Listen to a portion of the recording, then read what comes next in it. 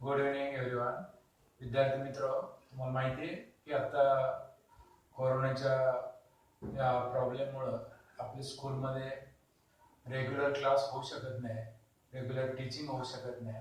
त्यामुळं मी आपल्या पुढं एक मलाही नवीन पद्धत आहे ऑनलाईन टीचिंगची. तरीसुद्धा मी प्रयत्न करतोय की आपलं नुकसान होऊ नये, आपला अभ्यास मागे राहू नये, यासाठी तुम्हाला जो वेळ मिळाला त्या वेळेचा आपण सदुपयोग केला पाहिजे. काहीच न करण्यापेक्षा काहीतरी करणं महत्वाचं आहे. Slow progress is a better than no progress असं म्हणतात इंग्लिशमध्ये. त्याच्यामुळं थोडं थोडं सावकाश पद्धतीने आपण जर अभ्यासक्रम चालू केला तर कुठलीही 5 किलोमीटर, 10 किलोमीटर, 100 किलोमीटर अंतर चालण्यासाठी एक पाऊल उचलणं आयुष्यामध्ये फार महत्वाचं असतं. जर जागेवरच तुम्ही थांबून असं म्हटलं की मी 1 किलोमीटर चालल, 2 किलोमीटर चालल, 100 किलोमीटर चालल, तर हे पूर्ण अशक्य आहे. त्यामुळं कुठलीही सुरुवात ही सुरुवातीचं पाऊल टाकल्याशिवाय तुम्ही तुमच्या ध्येयापर्यंत पोहोचू शकत नाही. त्यामुळं 9th स्टँडर्ड पर्यंत आपल्या अभ्यासाची काय अवस्था होती, आपल्याला किती मार्क्स होते, हे सगळं विसरून जा. परत एकदा नवीन विचाराने, नवीन इच्छेने, नवीन अपेक्षेने आपण अभ्यासाला सुरुवात करणं महत्वाचं आहे. कुठलाही व्यक्ती कुठलाही जन्मताच पूर्ण 100% हुशार नसतो. हुशार म्हणजे काय, टॉपर म्हणजे काय, तर जो मुलगा पूर्ण 100% लक्ष देतो टीचिंगकडे तो आपोआप टॉपर मध्ये जातो. कारण जेव्हा तुम्ही पूर्ण लक्ष देता तेव्हा तुम्हाला ते पूर्ण कळतं.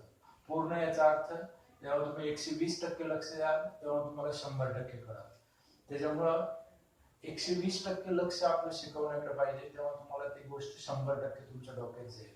आणि मग एकदा ती गोष्ट कळल्यानंतर आपोआप तुम्ही हुशारीच्या पंक्तीमध्ये जाऊन बसता. त्याच्यामुळे हुशार हे काय कुठलं तरी औषध घेऊन, कुठलं तरी वेगळं काहीतरी करून माणूस हुशार होत नाही. तर कॉन्सन्ट्रेशन हे अतिशय महत्वाची गोष्ट आहे. तुम्ही आता बरेच दिवस, साधारण 1 महिना झाले, आपण सगळेजण लॉकडाऊनच्या पिरियडमध्ये, आणि रिकामा मेंदू हे अतिशय बेकार गोष्ट असते. म्हणजे कारण रिकामं मन हे सैतानाचं घर असं म्हणतात. त्याच्यामुळे रिकामं मन न ठेवता आपण अभ्यासाला सुरुवात करणं ही अतिशय महत्वाची गोष्ट आहे. मला असं वाटतं की जर आपण कुठली प्रोसिजर किंवा कुठलाही अभ्यास स्टेप बाय स्टेप जर वाढवत नेला, कारण तुम्हाला आतापर्यंत 9th स्टँडर्ड पर्यंत अभ्यासाची फारशी सवय नाही. तुम्ही 30 मिनिट्स, 40 मिनिट्स, 1 आवर याच्यापेक्षा जास्त वेळ एका जागेवर बसू शकत नाही, आणि त्याच्यामुळे तुमच्या अभ्यासाची कॅपॅसिटी अतिशय कमी आहे. पण जर तुम्हाला 10th स्टँडर्डला अबाव 90च्या वरती स्कोर करायचा असेल तर किमान दररोज 3 ते 4 तास अभ्यास करणं फार महत्वाचं आहे. आणि हा 3 ते 4 तास अभ्यास हा एकाच वेळेस मी म्हणणार नाही, पण 2 सिटिंग मध्ये तुम्ही जर बसला, एका वेळेस 1.5 तास, नंतर 1.5 तास 1 महिना, नंतरचे पुढचा महिना 2-2 तास, असं कंटिन्यू दररोज 2 तासच्या 2 सिटिंग केल्या, एका सिटिंग मध्ये पूर्ण रीडिंग आणि एका सिटिंग मध्ये पूर्ण रायटिंग, ह्या पद्धतीने तुम्ही जर अभ्यासक्रमाची आखणी केली तर मला नाही वाटत कुठलाही विद्यार्थी हा 85%, 90%च्या कमी राहील. 90च्या पुढेच आज सगळीकडे ऍडमिशनला 90 अबोव मार्क्स लागतात. त्याच्यामुळं प्रचंड कॉम्पिटिशन मध्ये जर आपल्याला टिकायचं असेल तर आपल्याला चांगले मार्क्स पडणं अतिशय महत्वाचं आहे. कारण आपले पालक एवढी फी भरतात आणि मग त्या पालकांचा आपण अपेक्षा भंग करणं हे पूर्ण चुकीचे आहे. तुम्ही पालकांना कोणत्या प्रकारे मदत करू शकता, तर पालकांची इच्छा, तुम्ही तो आता कुठलीही आर्थिक कमवू शकत नाही किंवा कुठून पैसे कमवून आणू शकत नाही, तर पालकांना तुम्ही मदत कोणत्या मार्गाने करू शकता की अभ्यास करू. तुम्ही जर अभ्यास केला तर पालकांना त्यांनी तुमच्यासाठी जे कष्ट घेतले ते सार्थकी लागल्यासारखं वाटतं. अतिशय महत्वाचं आहे, आपले पालक आपल्यासाठी किती कष्ट करतात याचा तुम्ही बारकाईने विचार केला पाहिजे. तुम्ही आता सगळेजण 14 वर्षाचं वय तुमचं पूर्ण झालेलं आहे. अगदी मी असं विनोदाने म्हणतोय, जर आपण 70 वर्ष जगलो तर तुमचं ऑलरेडी 1/5 लाईफ हे संपलेलं आहे. म्हणजे 14 वर्षात आपण किती अभ्यास केलाय, 14 वर्षात आपण काय ज्ञान मिळवलंय, हे आपणच आपल्याला प्रश्न विचारला की आपल्या लक्षात येईल की आपलं ज्ञान अतिशय अपूर्ण आहे. मग आपण 14 वर्ष म्हणजे जवळजवळ तुम्ही प्ले ग्रुप पासून स्कूलमध्ये येता, गेली 11 वर्ष स्कूलमध्ये येत आहे. ह्या 11 वर्षामध्ये आपल्या ज्ञानात किती भर पडली. आपले 2 to 30 टेबल पाठ आहेत का, आपले 1 to 100 प्राईम नंबर्स पाठ आहेत का, आपले स्क्वेअर पाठ आहेत का, आपले क्यूब पाठ आहेत का. आणि हे जर नसल तर आपण आपल्यालाच फसवल्यासारखं होतंय. त्याच्यामुळे बेसिक गोष्टी ह्या कम्प्लीट करा. 10 स्टँडर्ड होईपर्यंत 30 पर्यंत टेबल येणं अतिशय महत्वाचं आहे. स्क्वेअर 1 to 30 येणं अतिशय महत्वाचं आहे. क्यूब 1 to 30 येणं अतिशय महत्वाचं आहे. आणि ह्या गोष्टी एकदा बेसिक गोष्टी तुमच्या लक्षात आल्या की तुम्हाला आपोआप मॅथ्स मध्ये इंटरेस्ट तयार होईल. माणसाला कुठलाही पदार्थ खाल्ल्याशिवाय त्याची चव कळत नाही, तसा कुठलाही विषय त्याचा अभ्यास केल्याशिवाय त्याची गोडी लागत नाही. आपल्याला एखादी भाजी आवडत नसेल, आपण तिला कधी बघतच नाही त्याच्याकडे, आणि ती मग कायमच मला हे आवडत नाही, ते आवडत नाही, आपण असं म्हणत राहतो.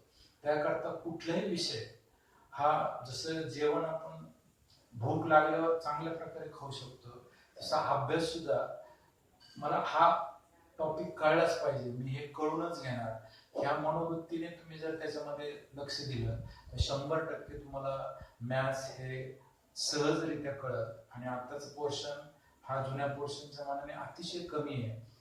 अल्जेब्रामध्ये फर्स्ट पार्ट मध्ये 6 लेसन आहे आणि जॉमेट्री मध्ये सेकंड पार्ट मध्ये सुद्धा 6 लेसन आहे. मागच्या वर्षी परत गव्हर्नमेंटने क्वेश्चन पेपरचं पॅटर्न बदललंय. अगोदर 20% हा 9th स्टँडर्ड वर डिपेंड पॅटर्न होता फर्स्ट क्वेश्चन, पण ते न करता आता परत सगळं 10th स्टँडर्डचा जो अभ्यास आहे तोच सगळा आपल्याला रेग्युलर स्टडीला आहे. फरक एक गोष्ट लक्षात घ्या की आतापर्यंत तुम्हाला फर्स्ट युनिट टेस्टला 2 लेसन, फर्स्ट सेमिस्टरला 4 लेसन, नंतर असा तुकड्यांमध्ये पोर्शन होता, म्हणजे पार्ट होते पोर्शनचे, आणि मग तुम्ही तेवढाच अभ्यास करायचे आणि पेपर लिहायचे. आपण सगळे परीक्षार्थी झालो आहोत, म्हणजे परीक्षेच्या अगोदर 4 दिवस अभ्यास करायचा, पास होण्यापुरता अभ्यास करायचा, त्याला काही अर्थ नाही.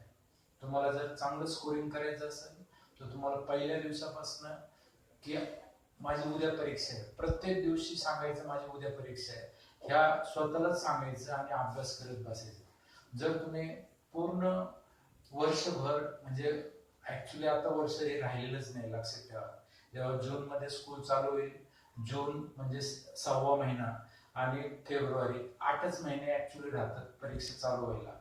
आणि म्हणून आपण म्हणतो 1 वर्ष, पण फक्त आपल्या हातात 8 ते 9 महिने असतात. म्हणून तुम्ही आता ह्या एप्रिल आणि मे ह्या दोन्ही सुट्टी महिन्यामध्ये जो काही सुट्टीचा काळ आहे, हा सुट्टीचा काळ सार्थकी लावायचा असेल तर तुम्हाला अतिशय तुमच्या हातातली गोष्ट आहे की, कारण वेळ ही कधी परत येत नाही, ध्यानात ठेवा. आणि वेळ आणि काळ इतकं वेगवान असतं, हा कुणासाठी थांबत नाही. काळ कुणासाठी थांबत नाही, ना महात्मा गांधीसाठी थांबला, ना पंडित नेहरूसाठी थांबला, ना कुठल्याही महापुरुषासाठी थांबला. काळ हा काळाच्या वेगाने पुढे जात असतो. आणि म्हणून आपल्याला जर काळाबरोबर जायचं असेल तर आपल्याला अभ्यास करणं अतिशय महत्वाचं आहे.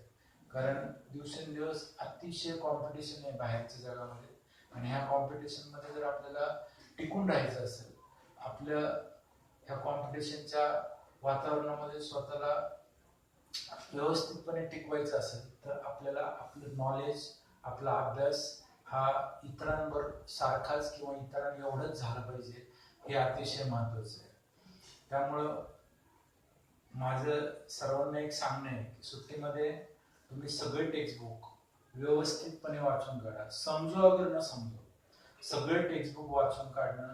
कारण एकदा स्कूल चालू झाल्यानंतर तुमच्याकडे क्लासवर्कचं, होमवर्कचं एवढं दडपण असतं, आणि मग स्कूलचं टायमिंग, क्लासचं टायमिंग, याच्यामध्ये तुमचं इतकं फास्ट सगळा दिवस निघून जातो की तुम्हाला अभ्यासाला वेळ मिळत नाही. त्याच्यामुळं तुमच्याकडनं प्रॉपर रीडिंग होत नाही टेक्स्टबुकचं, आणि टेक्स्टबुकचं प्रॉपर रीडिंग होणं हे अतिशय महत्वाचं आहे. एकदा टेक्स्टबुक डोळ्याखालनं गेलं की मग बाकीच्या नोट्सचा तुम्ही अभ्यास व्यवस्थितपणे करू शकता. माझं असं एक ऑब्झर्वेशन आहे की जी मुलं कॉन्स्टंटरित्या अभ्यास करतात, कंटिन्युअसली अभ्यास करतात, त्या मुलांना आपोआप स्कोरिंग होतं, त्यांचं आपोआप मार्क्स वाढतात. म्हणजे माझा अनुभव असा आहे, गेली आता ही तुमची 6वी बॅच आहे 10th स्टँडर्डची, माझी 5 बॅचचा अनुभव असा आहे, ज्यांना मॅथ्समध्ये 9th स्टँडर्डला 45 मार्क्स आहेत, 50 मार्क्स आहेत, त्यांचे 10th स्टँडर्डला 90, 93, 94 असे मॅथ्समध्ये मार्क्स झालेले.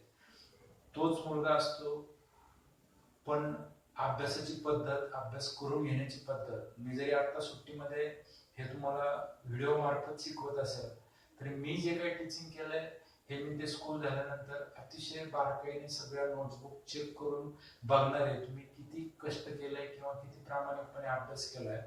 कारण स्वतःला 10th स्टँडर्ड संपेपर्यंत किंवा शिक्षण संपेपर्यंत जर शिस्त लावली नाही अभ्यासाची, तर तुम्ही पुढे जाऊ शकत नाही.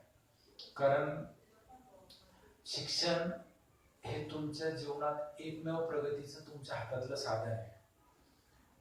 आत्ताचा काळ तुम्ही बाहेरचं बघताय, सगळं इथून पुढे बेकारी होण्याची लक्षणं आहे, रोजगार कमी होण्याची लक्षणं आहेत. त्याच्यामुळं आपल्याला आपलं नॉलेज असं ठेवावं लागेल की त्या नॉलेजवर आपण आपलं आयुष्य काढू शकतो. कारण ज्ञान ही अशी गोष्ट आहे, एक लक्षात ठेवा, ती कोणी चोरून होऊ शकत नाही तुमची. ज्ञान ही तुमची स्वतःची संपत्ती आहे. त्याच्यामुळं तुमचं बाकी अंगावरचे कपडे, तुमचे बाईक्स, बाकी घर बंगला, ह्या सगळ्या अशाश्वत गोष्टी आहेत, ह्या कधीही नष्ट होऊ शकतात. पण असं तुम्हाला कधी टीव्हीला बातमी येणार नाही किंवा पेपरला बातमी येणार नाही एखाद्याचा मेंदू फोडलाय आणि त्या मेंदूतून 1 क्विंटल ज्ञान चोरून नेलंय किंवा 2 किलो बुद्धी चोरून नेली. बुद्धी कोणी चोरून नेऊ शकत नाही. बुद्धी ही तुमच्या बरोबर कायम शेवटापर्यंत राहते. तर आपलं स्वतःचं काय, knowledge is your on property, असं माझं कायम सगळ्यांना सांगणं असतं. त्याच्यामुळे जेवढं शक्य आहे तेवढं आपण कायम आपलं नॉलेज हे अप टू डेट करत राहणं, नॉलेज मिळवत राहणं. कारण ज्ञानाशिवाय कोणत्याही गोष्टीला अर्थ नाही. ज्ञान नसेल, एखादा माणूस करोडपती आहे पण त्याच्याकडे करोडो रुपये आहेत हे त्याला समजण्यासाठी त्याच्याकडे ज्ञान असणं महत्वाचं आहे. पहा, ज्ञान ही अतिशय, ज्ञान या संकल्पनेला फार महत्व आहे. माणूस ज्ञानाने हा ओळखला जातो, लक्षात ठेवा. म्हणजे कुठल्याही पालकांना कुठलीही ओळखीची व्यक्ती भेटली तर ती व्यक्ती विचारत नाही त्या पालकांना की तुमच्या बँकेत किती एफडी आहे किंवा तुमच्याकडे किती प्रॉपर्टी आहे. ते काय विचारतात की तुमची मुलं काय करतात, तुमचा मुलगा काय शिकतो, तुमची मुलगी काय शिकते. तर तुमची प्रॉपर्टी कोणी बघत नाही, तर तुमचं शिक्षण, तुमचं वागणं हे नेहमी आपल्या परिचयाचे व्यक्ती, ओळखीचे व्यक्ती आपल्या पालकांना विचारत असतात. त्याच्यामुळं एक गोष्ट पूर्ण खरी आहे की पैसा हा महत्वाचा आहे, पण पैशाशिवाय ज्ञान हे महत्वाचं आहे. पैसा या अर्थाने महत्वाचा आहे, money is sweet than honey, bright than sun, nothing money nothing can be done, हे मी तुम्हाला बऱ्याच वेळा सांगितलंय. पण मिळणारा पैसा आपण कसा मिळवायचा, पैसे मिळवण्याचे 2 मार्ग आहे आयुष्यामध्ये, एक चांगल्या मार्गाने आणि एक वाईट मार्गाने. असं आहे का, असं येतं का माणसाचं एखाद्याने 25 वर्ष सलग दरोडे टाकले, पैसे मिळवले आणि मग तो रिटायर झाला? असं दरोडे टाकू शकत नाही माणूस 25 वर्ष, 50 वर्ष, 30 वर्ष. तर तुम्हाला सरळ मार्गाने चांगल्या प्रकारचं शिक्षण घेऊन आणि चांगल्या शिक्षणावरून तुम्ही चांगले पैसे मिळून आयुष्य तुम्हाला जगता येऊ शकतं. तर सन्मानाचा मार्ग म्हणजे शिक्षण, आणि शिक्षणातून चांगले पैसे आणि चांगल्या पैशातून चांगलं आयुष्य, हे तुमच्या हातातली गोष्ट आहे. पहा, आपला देश हा प्रचंड मोठा आहे. 130 कोटीच्या आसपास आपल्या देशाची लोकसंख्या आहे आणि अजूनही जवळजवळ 40% लोक हे आपल्या देशामध्ये हे निरक्षर आहेत, की ज्यांना लिहिता वाचता येत नाही, अशी अवस्था आहे. आणि मग त्या 40 कोटीपेक्षा आपण किती भाग्यवान आहे की आपण इंग्लिश मिडियमला आहोत, आपल्याला चांगलं ज्ञान मिळतंय, आपल्याला चांगले पालक मिळाले, आपल्याला चांगलं घर मिळाले. ह्या गोष्टीचा तुम्हाला आनंद वाटला पाहिजे. तुम्ही नेहमी वरती बघायला शिका, खाली बघण्यापेक्षा वरती बघा की मला इथपर्यंत जायचंय, ह्याच्यावरती जायचंय, ह्याच्या पुढे जायचंय. तुमचं टार्गेट पाहिजे आयुष्यामध्ये की मला काय करायचंय. आणि हे 13 to 18 हे एज असं आहे, टीन एज, की ह्या टीन एज मध्ये माणसाला पालकांपेक्षा मित्र मैत्रिणी हे जास्त गोड वाटतात. पालक आपल्यासाठी काय करतात, तुम्ही आता मॅच्युअर्ड लेवलला आहे, तुम्हाला कळतं की पालकांना आपल्यासाठी रात्रीच्या पाळी कंपनीला कंपनीत कामाला जावं लागतं, ह्या शिफ्टला जावं लागतं, त्या शिफ्टला जावं लागतं. मग आपण त्यांना काय मोबदला देतोय? पालकांची अपेक्षा काय, तर मुलगा चांगल्या मार्गाने पास होणं, मुलाने चांगलं नाव कमवणं. कुठलेही पालक कुठल्या तरी दुसऱ्या लोकांनी मुलाला नाव ठेवण्यासाठी शाळेत घालत नाही, की 4 लोकांनी म्हटलं पाहिजे की तुमचा मुलगा खरंच व्यवस्थित आहे, त्याला वेल मॅनर्स आहे, तो बोलतो चांगला. शिक्षणाने माणूस सुसंस्कृत झाला पाहिजे. शिक्षणाने तुमचं उठणं बसणं बोलणं याच्यामध्ये सुधारणा आली पाहिजे. आपण एखादा माणूस मध्येच काहीतरी ओरडला, मध्येच बोलला, तर आपण त्याला अडाणी म्हणतो किंवा निरक्षर म्हणतो, त्याला मॅनर्स नाही म्हणतो. शिक्षणाने तुमचे एटिकेट्स मॅनर्स हे असे दिसले पाहिजे शिक्षणातून, की हा माणूस खरंच सुसंस्कृत आहे. शिक्षण म्हणजे निव्वळ पुस्तकी ज्ञान याला शिक्षण म्हणणार नाही, तर शिक्षण म्हणजे परिपूर्ण अर्थाने तुम्ही सगळ्या गोष्टी कसं वागताय हे तुमचं शिक्षण आहे. शिक्षण म्हणजे काय, प्रत्येक क्षणाला तुम्ही काहीतरी शिकत असता, आणि हे दररोज झोपताना तुम्ही 5 मिनिटं 2 मिनिटं विचार केला पाहिजे की माझ्या ज्ञानात आज काय भर पडली, माझ्या ज्ञानात किती भर पडली. हे तुम्ही स्वतःला जर प्रश्न विचारला तर तुम्ही अजिबात चुकीचं वागणार नाही. मित्र मैत्रिणी ह्या गोष्टी हाय बाय पुरत्या ठेवा, कारण तुम्ही जर 10th ला कमी मार्क्स पडले तर कुठलाही मित्र तुम्हाला त्याचे पर्सेंटेज देणार नाही. त्याच्यामुळं आपल्याला एक गोष्ट लक्षात ठेवायची की आपल्याला पुढे जायचंय, आपल्याला आयुष्यामध्ये काहीतरी करून दाखवायचंय. अशी भरपूर जगामध्ये उदाहरणे आहेत की ज्यांच्याकडे काही नव्हतं, जी 0 लेवलला होती. हे इथून पुढे जेव्हा मी तुम्हाला मोटिवेशनल स्पीच देईल तेव्हा सांगेलच अशा स्टोरीज की ज्यांच्याकडे काहीच नव्हतं, ती माणसं आज टॉपला गेली आहेत केवळ स्वतःच्या आत्मविश्वास आणि शिक्षण या 2 गोष्टीमुळे. जगात आत्मविश्वासासारखं हत्यार नाही, म्हणजे वेपन सगळे 0 झालेत आत्ताच्या लेवलला. या म्हणजे सहज आता कोरोनाचा काळ चाललाय म्हणून मी सांगतोय, काय AK-56 AK-47 किंवा अणुबॉम्ब असो किंवा कुठल्याही वेगवेगळ्या बंदुका पिस्तूल याचा काही उपयोग नाही. माणसं घाबरण्यासाठी न दिसणारा जीवाणू सुद्धा अख्ख्या जगाला वेठीस धरू शकतो. हे तुम्ही आणि मी आता डोळ्याने बघतोय. जो जीवाणू आपल्याला दिसत नाही तो सुद्धा जीवाणू संपूर्ण जगाला घाबरू शकतो. म्हणजे नुसती ताकद, पैसा, शस्त्र याने तुम्ही दुसऱ्याला हरवू शकत नाही. तर इथून पुढची लढाई वेगळी आहे, इथून पुढचं जग सगळं वेगळं आहे. हा टॉपिक जरा बदलण्यासारखं होतं, मी माझ्या ट्रॅकवर येतो. आता थोडंसं जास्त जड होतं कधी कधी माझं बोलणं, हे मला जाणवतं, पण हे सांगणं कुठेतरी आवश्यक आहे. म्हणून me out of the way जो पोर्शन आहे त्याच्याशिवाय मला वेगळं काहीतरी सांगायची कायमची सवय असो. आता ज्या विद्यार्थ्यांना मॅथ्स मध्ये अजिबात काही इंटरेस्ट नाही किंवा फक्त आपण पासिंग होतोय, बेसिक गोष्टी आधी क्लिअर करा. अतिशय महत्वाचं आहे बेसिक गोष्टी क्लिअर करणं. अगदी मी सुरुवात अशी फर्स्ट स्टँडर्ड, सेकंड स्टँडर्ड, अगदी फर्स्ट स्टँडर्ड पासल्या फोर्थ स्टँडर्डला जसं मॅथ्स असतं किंवा सायन्सचे रूल असतात त्या रूल पासून करणार आहे. कारण जर आपल्याला बेसिक साइन नाही कळले तर मग एक्झाम्पल सॉल्व्ह करता येणं फार अवघड आहे, फार कठीण आहे. जर आपण एक साधारणपणे आज एक 5 रूल जे आहेत ते बघू आपण सायन्सचे. मुद्दा म्हणून एकदम सिंपल आहे. Plus into minus is equal to minus. Plus into minus is equal to minus. For example, plus 8 into minus 5. Then answer is minus 40. 8 5s are 40. This sum is depend on this rule. Plus into minus, answer is minus. So here is plus 8 and into minus 5. You got answer minus 40. You have to write this type of 10 sums at home. Second one, minus plus minus is equal to answer is minus. According to this rule, for example, minus 10 plus minus 20, so answer is minus 30. This type of sum is also solved 10 sums. Each type of sum is 10 sum you solve at home. Then you will get confidence. Third sum, minus into minus is equal to plus. So for example, minus 5 into minus 10, you got plus 50. No need to show plus sign.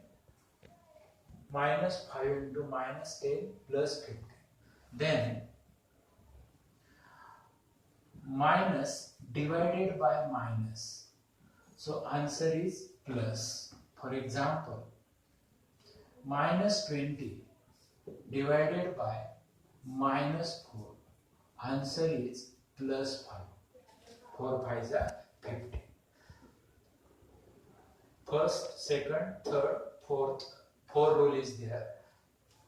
Then, this is the very basic rule. This rule is from 4th standard to till graduation. This is important rule. Then, a plus b bracket square. So answer is a square plus 2ab plus b square. According to this rule, if we take sum x plus 5 bracket square is equal to x square plus 2 in bracket multiplication of both terms x into 5 plus second term square 5 square. So that is x square plus 5 2s are 10x plus 25. This is the expansion of x plus 5 bracket square.